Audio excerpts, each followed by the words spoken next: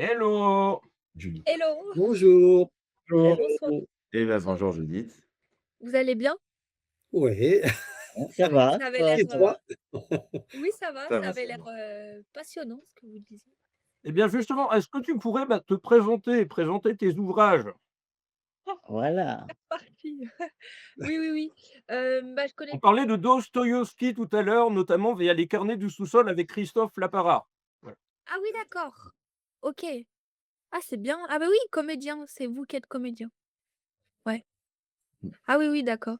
Oui, parce que j'avais échangé avec, Claude et Dominique la dernière fois. Oui, tout C'est à très fait. bien. Ouais, Ouais, c'était le 19 décembre, ouais. ouais, avant les fêtes. Ouais. Ouais, ouais, non, c'était très bien et ouais, j'en garde un bon souvenir et non, donc moi j'écris, de la poésie, un petit peu de théâtre, un petit peu de philosophie. Parfois je mets en scène, en musique et cetera et je travaille sur des concepts ou des représentations un petit peu de notre époque aussi. Donc ça peut être, humoristique, caricatural, poétique, métaphorique, critique, voilà, philosophique. Mais je travaille sur des visions comme ça un petit peu de l'amour, par exemple, aujourd'hui, l'amitié, là, ça peut être la solitude, voilà, toutes ces thématiques, tout en gardant un petit côté un petit peu, entre guillemets, «imagé», heu, engagé. Heu, je travaille sur des concepts et cetera, l'étymologie de certains mots, et puis j'essaie de jouer avec des symboles, des sonorités et cetera. Voilà, c'est un peu énigmatique, mais je suis sûre que James peut résumer un petit peu ma pensée. Il le fera très bien. Il y avait pas un peu de politique la dernière fois? Je sais plus, je m'en Oui, rappelle. oui, c'est Ouais, mais bah, comme à chaque fois, ça c'est comme à chaque fois, mais bon, comme je calme le le débat. mais oui, on s'intéresse à la vie de la cité, même dans le domaine de la culture aussi beaucoup, donc Exactement, exactement. Oui, Mais oui. du coup, tu publies, c'est ça, non? Tu publies des recueils, tu fais q Oui, c'est ça, je publie, d en maison d'édition depuis 2 ans. Là, j'en écris un nouveau. En fait, mon premier recueil, il s'intitulait exactement «Succès boisé et autres plaidoiries poétiques» et en fait, par le terme «succès», j'entends un petit peu la notion de «succession». Entre guillemets, je par ce comment dire? Par l'emploi de ce terme, comme je faisais un peu de l'analyse en sciences politiques et cetera, je voulais dénoncer la possibilité d'une succession de gouvernements. C'était avant la première dissolution du gouvernement Macron là, enfin et l'Assemblée et cetera et après il y a eu plusieurs premiers ministres et cetera et en fait je joue sur les mmh. sonorités. Boisé, ça peut être la langue de bois, la langue du silence. Ça peut être, l'idée aussi de devoir se frayer un chemin dans une forêt un petit peu sombre et puis, de trouver, la lumière après et cetera et puis après j'ai publié un second recueil que j'ai intitulé «Bal musqués et autres songes métaphoriques» et en fait je joue sur, l'expression diplomatique, heu, très ancienne. On appelait, à l'époque un conflit géopolitique, on pouvait appeler ça un ballet diplomatique, donc une négociation entre plusieurs nations et donc je reprends l'idée de ballet diplomatique pour bal et de bal masqué pour bal musqué, en gardant l'idée qu'un masque, ça peut être pour une comédie ou une tragédie, donc il y a toujours une fin soit positive, soit négative et musqué parce que pour moi, c'était, Elon Musk qui menait complètement la danse, voilà. Voilà, je joue, D'accord. c'est très humoristique, ça peut voilà. Il y a plusieurs niveaux de compréhension. Voilà, exactement, plusieurs grilles de lecture, mais chaque grille, peut m'aider aussi à déchiffrer d'autres choses. OK. C'est ça. Ça peut Et être, un donc peu étonnant. et d'après tes recherches, est-ce que tu peux nous parler un peu de Dostoïevski?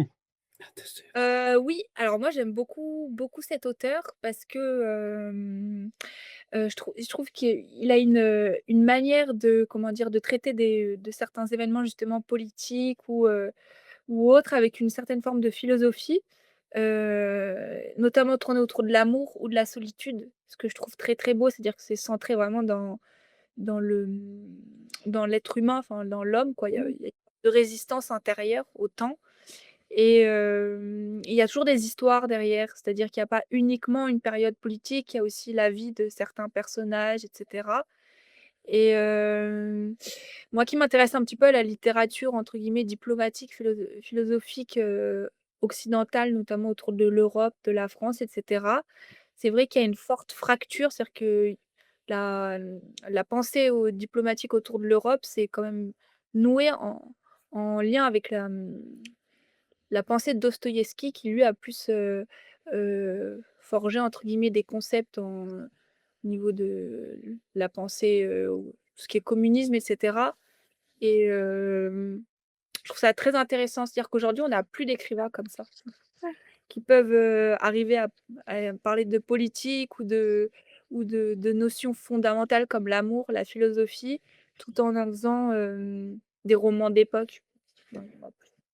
Et c'est surtout tous les dialogues entre les personnages, la perception de l'amour, de soi, des autres qui m'a beaucoup marquée chez lui et même les descriptions des coups d'État et cetera. Là, par exemple, il y a 3 jours, il y a, comment il s'appelle au Venezuela, Ah. ouais, Maduro. ouais, ça Maduro. aussi, ouais. Ouais, bon, voilà, il y a plein de choses qui se passent quand même, hein. D'accord, oui, c'est de drôles de choses. Je veux dire. J'ai pas encore écrit de livre sur l'enlèvement du au Venezuela, mais peut-être que je le ferai. Ouais, bon, tout en restant, sobre, hein, sur la description. Baden-Baden, je vous conseille un roman sublime d'un homme qui a écrit un seul livre, qui a jamais dit qu'il écrivait toute sa vie, il était docteur. C'est édité aux éditions, comment ça va me revenir, j'oublie là, mais ça s'appelle «Retour à Baden-Baden» et c'est un roman sublime, absolument sublime et c'est sa femme et son fils qui ont décidé de le publier quand ils ont découvert, le manuscrit après la mort de l'auteur et c'est un texte, sublime et voilà, qui fait C'est rêver. noté. Ouais, c'est très, très, très Retour à Baden-Baden. Retour à Baden-Baden. Qui est-ce qui l'a écrit celui-là? Je vais retrouver le nom de l'auteur, Ouais, c'est je crois que j'en retrouve. Baden-Baden. C'est une ville de Cure. C'est une petite ville très, très riche Ouais. où il y a un casino, il y a des thermes Ouais, ouais. et puis quand on est dans les thermes, il y a la montagne, la forêt noire juste à côté. D'accord. C'est très, très joli. Ouais, la forêt noire, ouais. Ouais. Ah oui, oui. Parce qu'il a tellement neigé ces 2 derniers jours que c'est vrai, j'ai pensé à Dostoïevski, les mots, ils me revenaient tout seuls quand je voyais. pardon, je me suis trompé dans le titre, c'est Un été à Baden-Baden, pardon. Sinon, il y a bien un livre qui s'appelle Le Retour de Baden-Baden. Mais Voilà Mais oui! et c'est Léonide Tsipkine et c'est aux éditions, Christian Bourgois. Voilà, c'est Un été à Baden-Baden, Léonide Tsipkine, Tsypkin. C'est sublime, un roman sublime. j'étais en train de faire la recherche aussi au même moment, c'est pour ça. D'accord, on était à Oh, Baden-Baden. aussi, l'accord secret de Baden-Baden. Ah, Mmh. Décidément, tu me ramènes à ça. drôle par rapport à ce que vous disiez sur la neige, parce que le spectacle, Les Carnets du sous-sol que je joue là, c'est les derniers mots, il parle de la neige qui est en train de tomber justement Oui. et lundi quand j'ai joué, alors il y avait un peu moins de monde parce que des gens ont forcément annulé quoi à cause des grosses intempéries, mais du coup, c'était assez beau de dire à la fin: «Il neige en ce moment». Et effectivement, il neigeait dehors, au moment où je le disais au plateau. C'est toujours des moments assez magiques ça, quand, le réel vient jouer avec la fiction, quoi. Ouais. Et donc, quel est votre avis sur cette question? Est-ce que les gens ont besoin de souffrir, enfin les hommes ont besoin de souffrir ou pas, d'après vous? Alors James, Heu, si je peux pardon. alors moi je disais que je pense que certaines personnes ont besoin de souffrir pour se sentir exister et puis pour se sentir, comment dire? Quand une personne doit faire un choix, il y en a certaines qui ont besoin de souffrir pour peser le bien aussi et le mal. Il y a une dimension un petit peu cruciale, quoi, je dirais. Par D'accord. exemple, Judith écrit des poèmes, sur, enfin, des c'est livres. des choses qu'on peut trouver où? Quoi? Comment? Où? Pourquoi? Oui, alors moi c'est assez spécial, tu veux résumer James, selon tes mots? Je te laisse. Je refais un topic? Oui!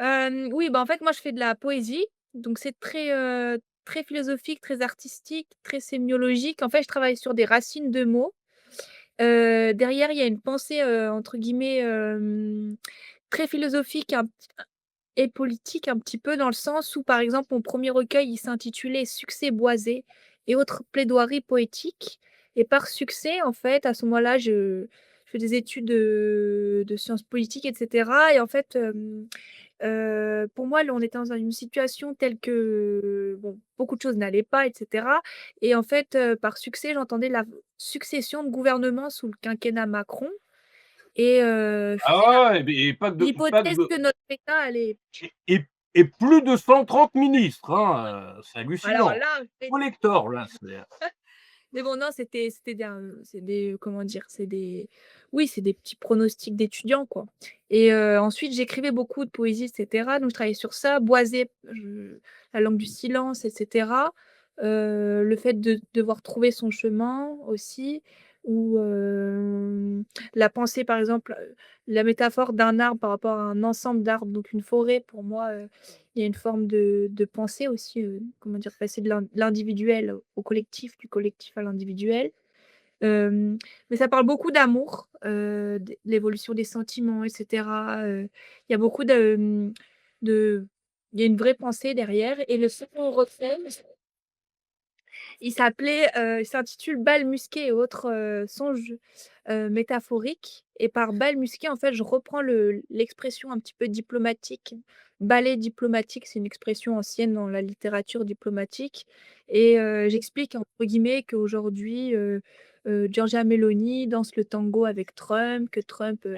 fait un peu de rock, avec Elon Musk et cetera. Enfin bref, ça c'est le la fin, c'est un essai philosophique, sinon c'est de la poésie et c'est un travail sur les symboles et cetera et il y a une petite pièce de théâtre aussi au début et en fait, donc je j'utilise l'expression bal musqué en reprenant l'expression bal masqué pour, essayer de savoir si ça comment dire? Si on se cache sous la tragédie ou la comédie aussi, le masque et je joue avec le terme masque, pour, utiliser l'emploi musqué parce qu'à mon sens, c'est Elon Musk qui mène un petit peu la «danse» entre guillemets.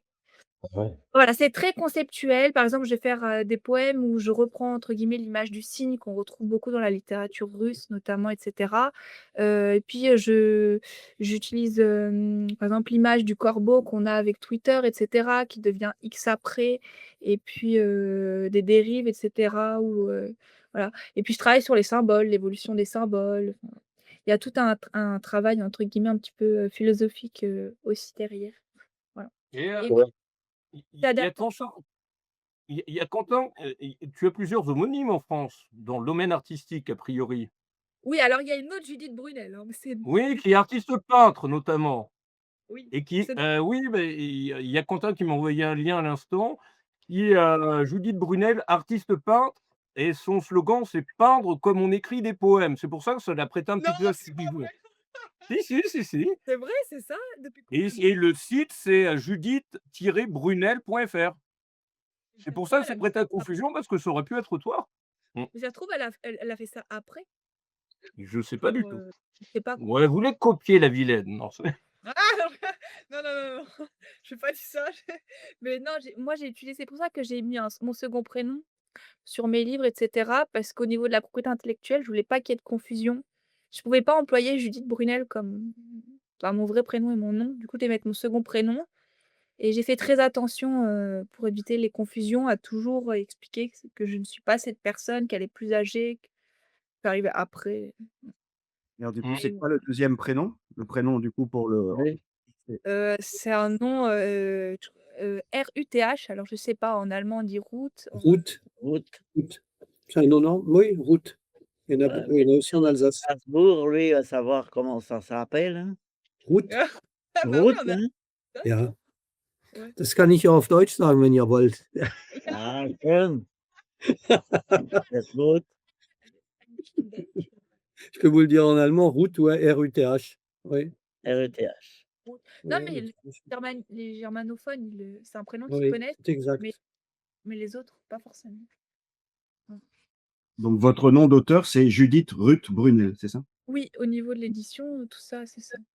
Bah, Et j'ai ça se j'ai trouve où un petit peu les poèmes que tu fais, que tu Bah, notamment la Fnac. Oui, notamment. La quoi? La À la Fnac. Fnac? La Fnac, des sites, il y a Librairie Mola à Bordeaux, beaucoup de librairies en ligne. Après moi, parfois j'en expédie aussi depuis chez moi. En fait un peu partout et puis, bon après je fais des interprétations un petit peu parfois théâtrales et cetera. Alors, pour l'instant, j'ai pas encore entre guillemets «médiatisé» tous les films, ou les enregistrements qu'il y a pu avoir des scènes ou des représentations qu'on a faites. Mais, donc là le prochain but c'est de travailler sur un espèce de tournage ou d'enregistrement et normalement ça devrait être, prêt, je pense d'ici 2 mois, 3 mois. Et est-ce que tes poèmes, ils sont longs en général? C'est des poèmes, plutôt Pas du courts? tout, non, oui, ils sont plutôt courts. Généralement, ils C'est variable, ça doit dépendre de l'inspiration aussi. c'est ça, 1 page, 2 pages, 3 pages, mais maximum format, livre de poche. D'accord. Tu as jamais eu de poèmes qui ont été mis en chanson, je veux dire? Si, si, on l'a fait, mais on n'a pas encore, on a fait ça sur des «représentations» entre guillemets du live, quoi. On n'a pas encore enregistré. Là, donc l'objectif, c'est de travailler sur un album et des courts-métrages pour ensuite et qu'il y ait une base numérique et que les gens, ben, comme vous qui posent des questions et cetera, puissent regarder de chez eux et puis qu'il y ait, des souvenirs surtout et puis une trace de Mmh. tout ça, quoi. J'ai fait des enregistrements aussi avec une violoncelliste, une pianiste, qui sont à un certain niveau, donc c'était très beau, c'était très intéressant, très mélancolique, mais en même temps très inspirant. J'ai fait aussi avec des musiciens qui font du jazz ou un peu plus du rock et cetera, ça s'est très bien passé aussi. Et les Heu, poèmes sont chantés ou parlés? les 2 on fait Ouais, chanter et pas parler, mais déclamer de manière un petit peu, voilà, ouais. poétique, voilà. Mais c'est plus chanté en général et ou théâtralisé un petit peu. Ça j'aime bien, ouais. Les amis, je vais devoir vous laisser parce que je me lève à 5 heures du matin demain. Ah bah oui, Moi ah aussi, oui, oui. à 5 heures du matin. Comme On Dostoïevski, comprend ouais, Judith. seul sur sur le chemin dans la neige, ça va être très poétique. Mais Ouais. j'ai retenu tous les noms, donc je vous suivrai sur vos pages et Moi aussi. j'essaierai d'aller voir ta pièce Christophe, ça Super, m'intéresse. avec plaisir. C'est dans Ouais et Ah oui, si vous voulez refaire un live bientôt, avec plaisir aussi. Christophe, c'est voilà. dans quel arrondissement? Le 4e. le le théâtre, c'est dans le 4e. C'est le théâtre, il est, vraiment, c'est la rue, 6 rue Pierre-Rolard dans le 4e et il y a la rue du Renard qui est juste derrière Beaubourg Ah et d'accord. le Je théâtre demande à ma est là. mère. Faut que je demande à ma mère, elle habite Place Blanche, dans le coin de Place Blanche. C'est pas très loin, ouais. Bon bah, on va dire au revoir Judith, je croyais qu'elle souhaitait Oui. partir, hein, parce qu'elle Et sait à que très bientôt Ouais, les Bon filles. courage pour, le Bah, 5 heures du matin, hein. c'est toujours à contre-cœur que je vous dis. bah oui, mais Et puis, excellente année 2026. voilà. Oui Oui, bonne année à tous. et puis, n'hésitez pas à me tenir au courant pour les prochains, Oui. voilà, Bah, pour pas de vos souci. OK. représentations. Puis à bientôt. Bah, À à la très bientôt. prochaine. À bientôt. À bientôt. Au revoir. Ciao Judith, que vous bouille.